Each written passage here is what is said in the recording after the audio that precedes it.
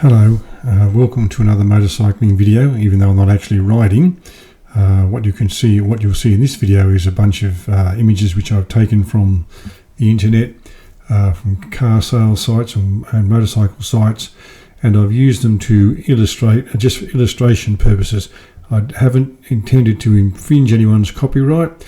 I'm not endorsing any brand of car or criticising any brand of car or endorsing or criticising any brand or model of motorcycle. The images are just for the purposes of illustration while I tell you this story. Now, the story concerns the Motorcycle Action Group, which is a lobby group that represents motorcyclists in the United Kingdom. It seems to me like it does things similar to the NRMA and the various motoring clubs and some motorcycle clubs in Australia, in that it represents the interests of motorcyclists in the UK and makes submissions to the government on matters relating to motorcycling, and it relates to the city of Bath. I'll come back to the city of Bath in a moment and tell you a little bit more about that, but I became aware of this story after watching a video from the Motorcycle Action Group on YouTube, and I thought it was worth talking about and at least reporting what they were saying. So a further disclosure, just so we're clear about things. This video is to do with parking charges and emissions, and I'll get to all that in a moment, but I accept from the beginning that the science around global warming is accurate, that what we're being told is that the human activity and the emissions from things that humans do, whether it is generating electricity or driving cars or eating meat or any other thing that we do, is contributing to a significant change in the world's climate, and that's having an effect on severe weather features all around the world: droughts, floods, cyclones, typhoons, you name it. These are all said to be occurring with much greater regularity and much more severity as a result of global warming or climate change. I accept further that in order for us to do things about that each of us has to bear some responsibility, because we're all part of the problem, and that there will be costs. It is not a cost-neutral process. It is not a magic process where we can wave a wand and just fix the problem. Even if we are to keep global temperatures from rising above the magic 1.5 or whatever the target is at the moment, there are going to be costs, and we're all going to have to bear those costs in one way or another. But it would seem to me that the costs ought to be proportionate to the damage or the extent to which the individual or the device or the organisation contributes to the problem.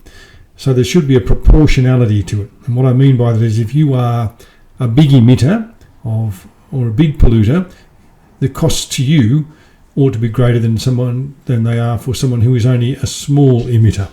And you're probably wondering what all this has got to do with motorcycles, but I'll get to that as we progress.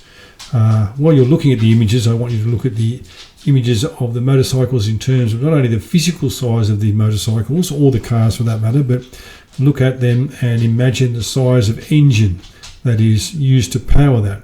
For motorcycles, we'd have engines from as small as about 50 cc's through to about 1800 cc's or 1.8 litres. For cars, we'd have engines down to about 1 litre or 1000 cc's perhaps, right up to cars that are 5.5 and 6 litre engines. So as well as the physical size of the vehicle, look at the vehicle and try to guess what the engine size might be.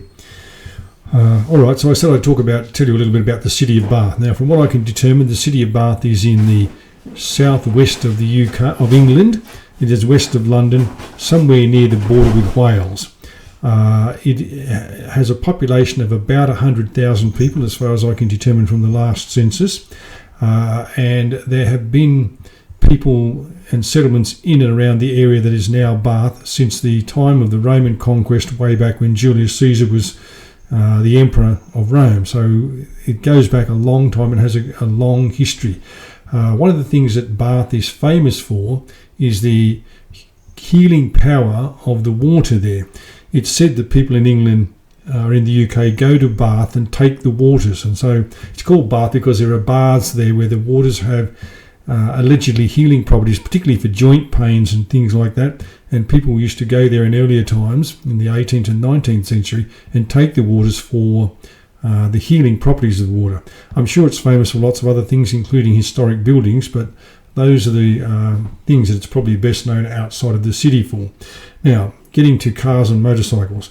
The City of Bath and the council that administers that area, according to the Motorcycle Action Group, are proposing to change the way they charge people for parking in their area.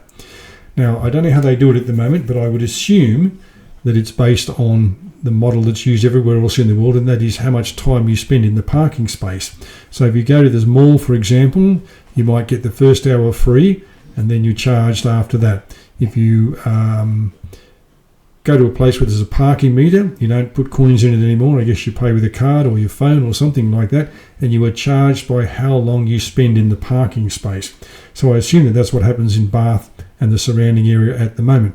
But the council for that area is proposing a change, and their change is going to be based on the emissions from the tailpipe of the vehicle that is seeking to park in a particular place.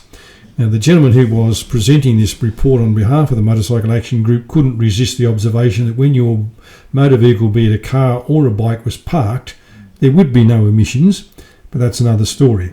Now, I assume what you would do is when you went to a parking space, or when you moved into a parking space, you would have to put your vehicle's registration number, and that would tell the council the size of, or the parking meter, or whatever it is, however they're going to charge you for the parking. It would tell them what size the engine was in your vehicle, and they would know what to charge you. So what the council is proposing is there will be 4 categories or 4 groups for engine sizes for cars, and those are 0 to 1550cc. So in other words, 0 to 1.55 litre engine vehicles will be one category of vehicles. A second category will be 1551 to 1950cc. So 1.5 litre to almost 2 litre.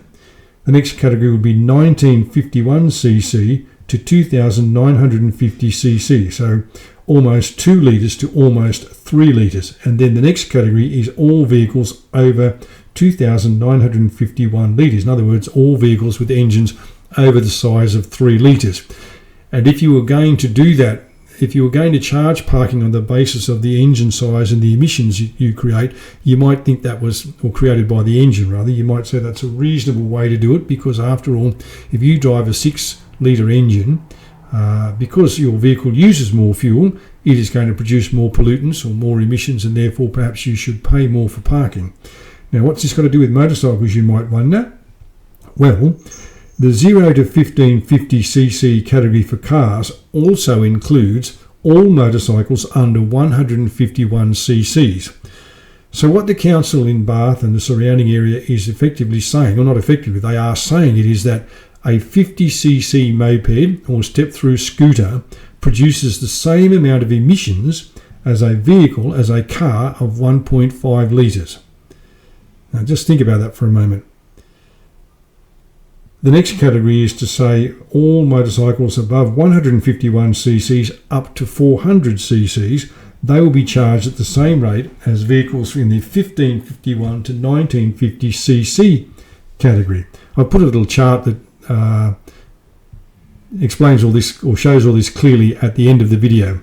The next category is 1951 to 2950cc's, and that includes all motorcycles between 401 and 600cc's.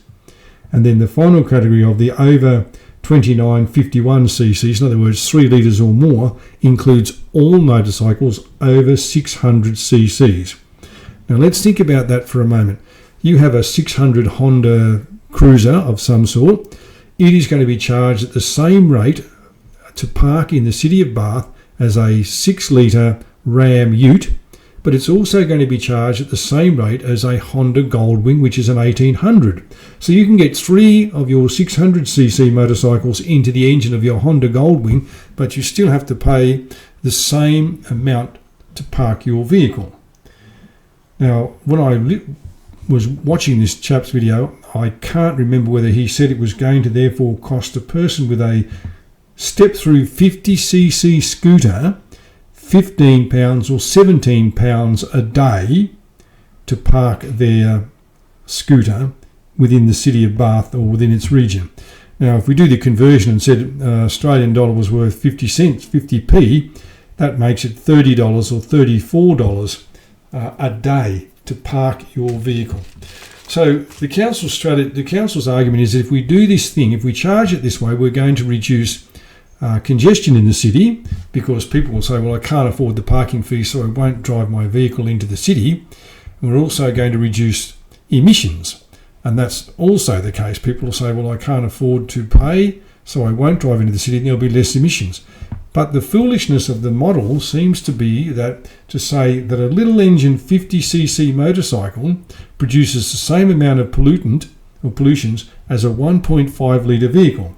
Now, according to the British Department of the Environment, a small motorcycle, presumably one that is under 151 cc's, produces 0.0827 kilograms of pollutants per kilometre of travel.